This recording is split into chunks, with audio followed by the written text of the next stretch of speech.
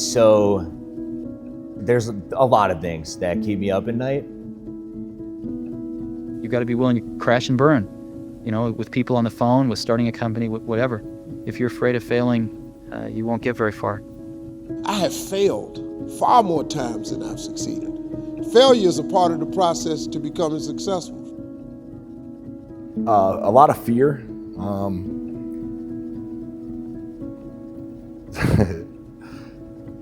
Worrying that I was going to disappoint a lot of people. I think fear is a big one. Like I always let fear kind of overcome, and fear is kind of, I would just not do something because I was fearful of it. For me, losing just is the worst feeling in life at anything, whether it's cars, golf, basketball, whatever it is. Don't be worried about losing, because when you're afraid of losing, then you get frozen. I've always felt a responsibility. I think it's maybe being the oldest of 4 boys, starting with family, to be a great example. And that has translated over time into this business.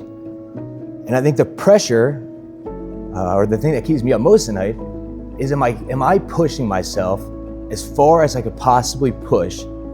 Because I never want to be the lid to our people, the people I work closest with, and more importantly, victory as an organization. You can't always win, but don't be afraid of making decisions. Losing is going to hurt, to a point where you would look at, how can I do things different? How can I change? How can I make this team better? We're definitely at a crossroads at this point. There's definitely a couple different ways we can go. Before you can look at someone else, you got to look at yourself in the mirror, because that's how things get started. And you got to be willing to change. I think we execute okay. It's really tough for me to answer and say we are a tremendously well executing organization. So some things we may execute well. I would actually say most things we don't execute well. The company executes in some areas really well. There's also a lot of inefficiencies in this company that I think we all see loudly and clearly.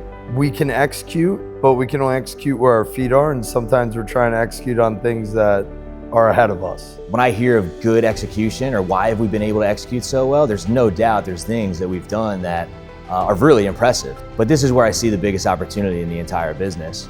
We've received a lot of awards, a lot of recognition for the things that we're doing and building and growing every single day. But what was good yesterday, it's not good now, and it sure as hell isn't going to be good in the future.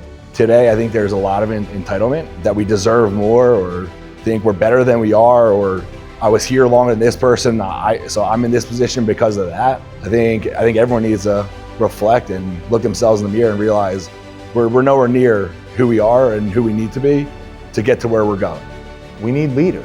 Everybody within the organization to lay down their ego at the door, to work together cohesively, making sure that we're all on the same page, all marching in the same direction for the same goals and objectives. What an opportunity we have, because tomorrow's the first day of the rest of our lives.